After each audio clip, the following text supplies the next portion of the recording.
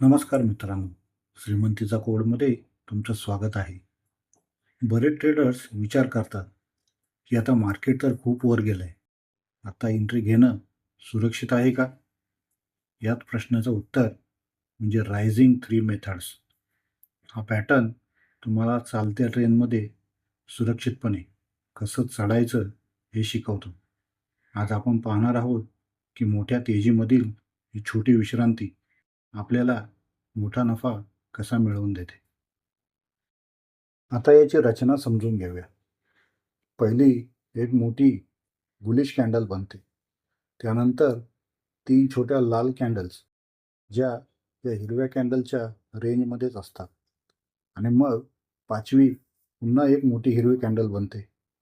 याला आपण मार्केटचं इंधन भरणं म्हणू शकतो.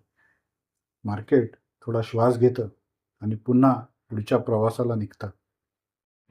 आता यामागची सायकोलॉजी बघूया. पहिल्या मोठ्या कॅन्डल नंतर विक्रेते मार्केट खाली नेण्याचा प्रयत्न करतात, पण ते इतके कमकुवत असतात की ते पहिल्या दिवसाचा लो तोडू शकत नाहीत. याला आपण हेल्दी पुलबॅक म्हणतो. जेव्हा 5वी कॅन्डल पहिल्या कॅन्डलचा हाय तोडते, तेव्हा हे सिद्ध होते की बुल्स अजूनही मार्केटच्या ड्रायव्हिंग सीटवर आहेत. आता हा पॅटर्न पाहून एंट्री कशी घेणार? जेव्हा मार्केट अपट्रेंडमध्ये असते आणि मधूनच हा पॅटर्न तयार होतो, त्यावेळी 5वी कॅन्डल पहिल्या कॅन्डलच्या हायला तोडते. त्या ठिकाणी आपल्याला एंट्री घ्यायची आहे आणि स्टॉप लॉस हा पहिल्या कॅन्डलचा लो लावायचा आहे. यासाठी किमान एकाच 2 टार्गेट ठेवू शकता.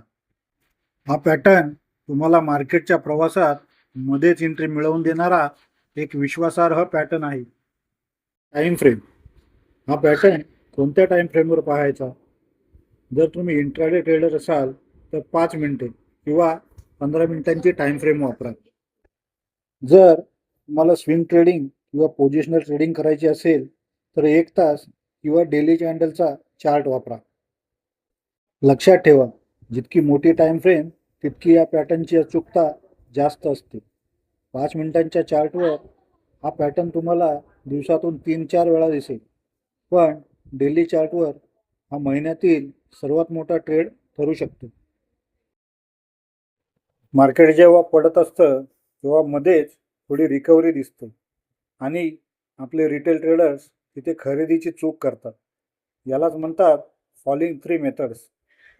हा एक असा मंदीचा कोड आहे जो तुम्हाला चुकीच्या खरेदीपासून वाचवेल.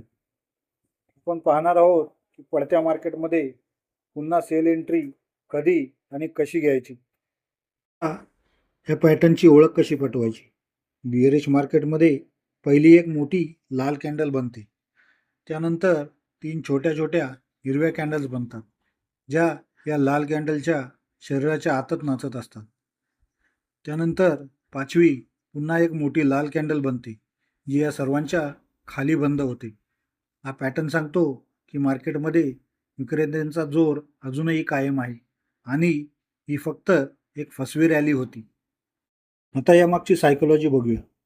मोठ्या घसरणीनंतर काही लोक स्वस्त मिळतंय म्हणून छोटी खरेदी करतात, पण त्यांच्यात मार्केटचा ट्रेंड बदलण्याची ताकद नसते.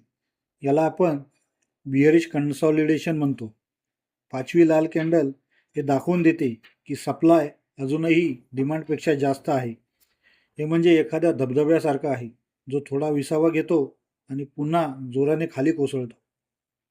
आता हा पॅटर्न पाहून ट्रेड कसा घेणार? जेव्हा बेरिश मार्केटमध्ये हा पॅटर्न तयार होतो आणि 5वी लाल कॅन्डल या संपूर्ण पॅटर्नचा लो तोडते, तिथे आपण सेल एंट्री घेऊ शकतो आणि आपला स्टॉप लॉस पहिल्या लाल कॅन्डलच्या हायच्या वर लावायचा आहे. मंदीमध्ये पैसे कमवण्यासाठी हा सर्वात सुरक्षित आणि प्रोफेशनल मार्ग आहे. लक्षात ठेवा, जो ट्रॅप ओळखतो तोच मार्केटमध्ये टिकतो. Time frame. हा पॅटर्न ट्रेड करताना नेहमी टॉप डाऊन अप्रोच वापरा. म्हणजे काय? जर डेली चार्टवर ट्रेड मंदीचा असेल आणि 15 मिनिटांच्या चार्टवर तुम्हाला हा पॅटर्न दिसला, तर तो ट्रेड 100% यशस्वी होण्याची शक्यता असते. इंट्राडेसाठी 15 मिनिटे हा सर्वात प्रोफेशनल टाइम फ्रेम आहे. स्कॅल्पिंग करण्यासाठी 1 मिनिट किंवा 3 मिनिटावर हा पॅटर्न वापरू नका, कारण तिथे मार्केटमध्ये खूप गोंधळ असतो. मित्रांनो, रायझिंग 3 मेथड्स आणि फॉलिंग 3 मेथड्स या कॅन्डलस्टिक पॅटर्नमध्ये पहिल्या कॅन्डलनंतर येणाऱ्या 3 कॅन्डल जर पहिल्या कॅन्डलच्या बॉडीच्या बाहेर जात असतील तर हा पॅटर्न इनव्हॅलिड मानला जातो. रायझिंग 3 मेथड्स आणि फॉलिंग 3 मेथड्स या कॅन्डलस्टिक पॅटर्नचा अभ्यास करून तुम्ही कोणत्या शेअर्समध्ये एंट्री घेतली कमेंटमध्ये नक्की सांगा.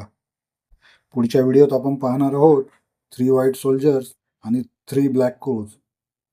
शेअर मार्केटच्या अशा सखोल ज्ञानासाठी श्रीमंतीचा कोड चॅनलला आत्ताच लाईक, सबस्क्राईब आणि शेअर करा. धन्यवाद.